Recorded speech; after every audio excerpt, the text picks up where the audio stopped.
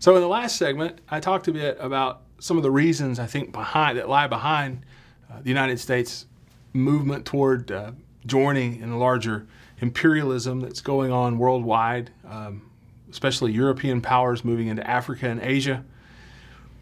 But now I want to kind of get at the early stages of American imperialism. And one of the things to think about here is that the generation that fought the Civil War was really reluctant, I think, to engage in another war. They had seen the bloodshed and they had experienced the terror of war. But there were, by the 1880s, certainly members of a new generation, people who hadn't necessarily seen firsthand the terrors and such of the experiences of the Civil War.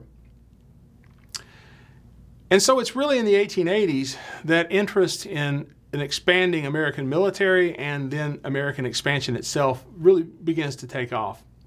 Until the 1880s, the United States Navy consisted of a few obsolete wooden ships. The security of the U.S. lay in the distance of the oceans. In other words, that it wouldn't make a lot of sense for most European powers, short of a major crisis, to send their navies across to attack the United States. And those navies probably wouldn't do too awful much damage, given that the U.S. now expanded across the continent. Also, the United States on land had relatively weak neighbors militarily. But it's the elite members of this new generation, the generation coming of age by the 1880s, that really begins the push to renew or revive the American military presence, a presence that ultimately can lead the United States to have a role beyond its immediate continental borders. One of the key figures in setting the kind of ideology for this new imperialism, or emphasis on expansion, is Alfred T. Mahan. He writes in 1890, The Influence of Sea Power Upon History. And in this book, he argues that the United States will need to build foreign markets for the products being produced by this new and growing U.S. economy. We'll also need access to resources that can fuel this economy and the manufacturing taking place. In order to get resources to the U.S. and products to markets abroad, the United States will need a sort of merchant marine, a commercial navy of ships carrying goods and produce back and forth.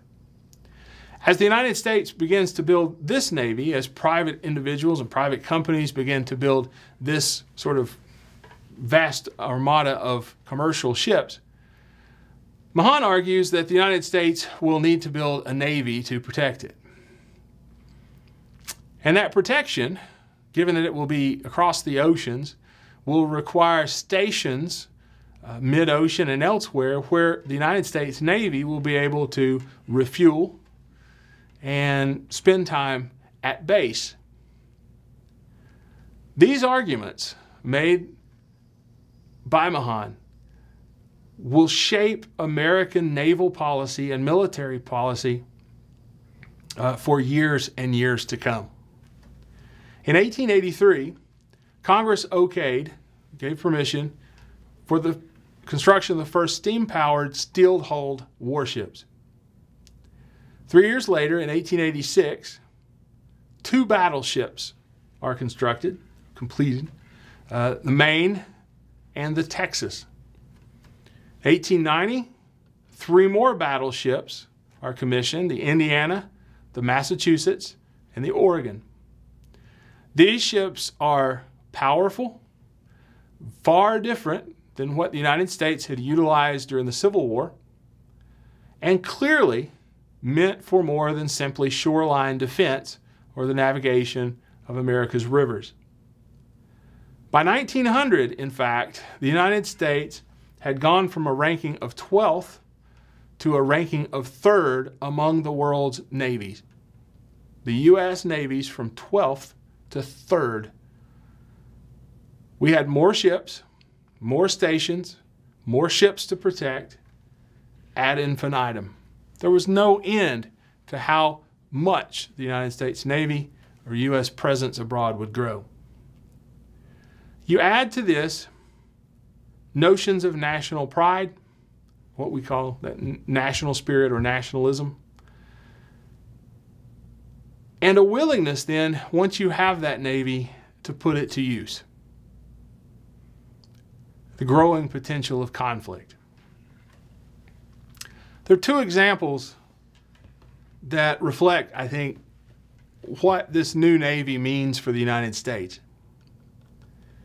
One example is the example of Hawaii and how the United States comes to claim Hawaii as territory. For decades, for a long while, Hawaii had been a site of missionary work. Among other things, missionary work with colonies of lepers who had taken residence on the island or had been infected as a result of European contact or other ways. But missionary work established on the island, and then islands that are geographically important. Hawaii, that chain of islands, offered, among other things, one of the finest harbors in the Pacific. An important point at which any Navy, if it controlled it, could create a major base of operations. And of course, Pearl Harbor is the key. It's what you want. Hawaii was also known for sugar and growing of sugar, as well as other fruits, but sugar mainly.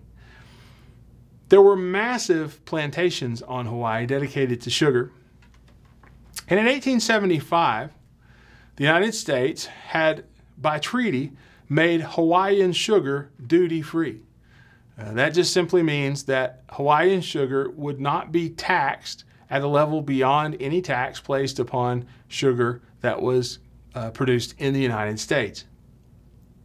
Many of the planters that owned these vast sugar plantations in Hawaii were from the United States. They took advantage of the special status granted to Hawaii. In 1890, the so-called Mckinley Tariff, and you've heard, I think, in previous lectures about William McKinley as Republican presidential candidate and president. But McKinley from Ohio will put forward, while he's still in Congress, a revised relationship, economic relationship with Hawaii that ends up placing duties on Hawaii's sugar. Now, what that means is that for these planters in Hawaii who have enjoyed this duty-free relationship, that relationship is now in jeopardy. Their sugar may be taxed as foreign sugar, and that could hurt them financially. We begin to see, by 1893, we begin to see active efforts by planters in Hawaii to move Hawaii toward becoming a territory of the United States. The so-called Annexation Club, which was made up primarily of American planters who were suffering from the new duties, was largely behind the effort. In January of 1893, a white minority overthrew Queen Liliuokalani, the native Hawaiian queen of Hawaii. She had been determined to drive out American influence, but instead she loses the throne. What results is fighting, and the white minority calls for protection. Lo and behold, elements of the newly revived American Navy are offshore and in a position to send help. John L. Stevens, the American minister, orders 160 Marines from the warship Boston in Honolulu to surround Liliuokalani's palace. It doesn't take long afterward that a provisional government is established. It's already sort of in the works, in the wings, just waiting an opportunity. And then it heads off, it heads off to Washington, President Benjamin Harrison was receptive. He sent a treaty of annexation to the Senate to consider annexation of Hawaii. That was withdrawn. But 5 years later, in 1898, William McKinley, who is now President of the United States, will push through annexation of the Hawaiian Islands. You see that process at work again, right? This time the investment was in sugar. The presence of that investment and of these American planters leads to division within Hawaii itself. There are questions about the security of the investments and the future financial viability of the investments.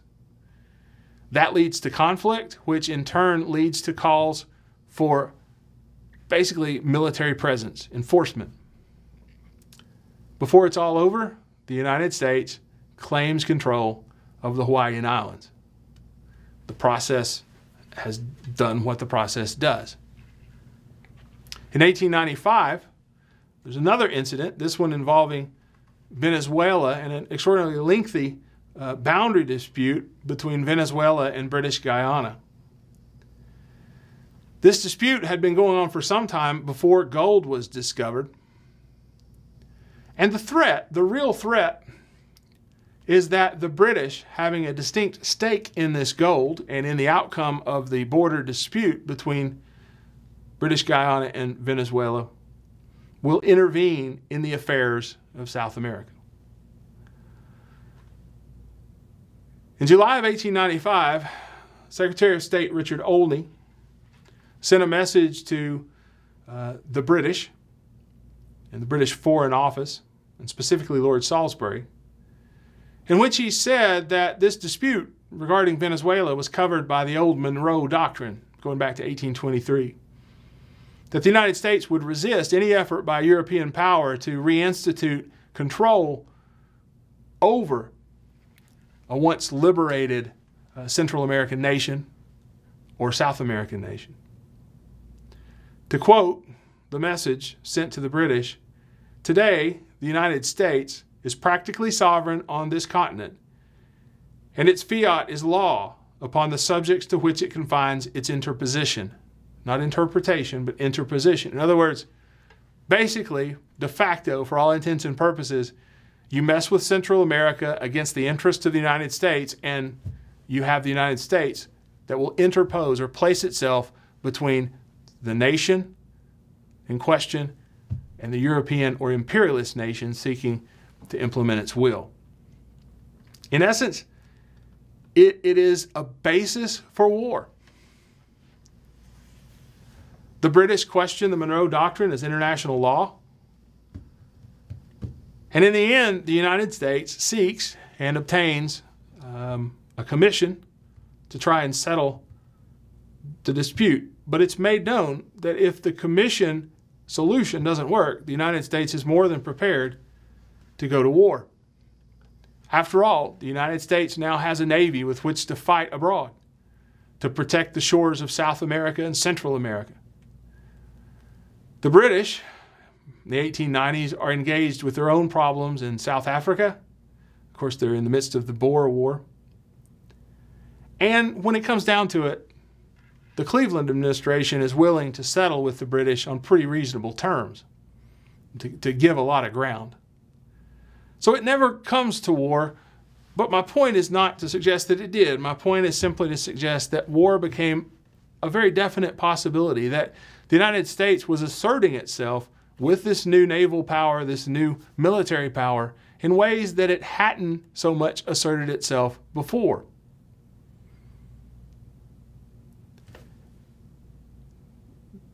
The Navy and the expansion of American commerce go hand in hand, and in some ways set the stage for American imperialism, and specifically a war with Spain that really establishes the United States as a world power.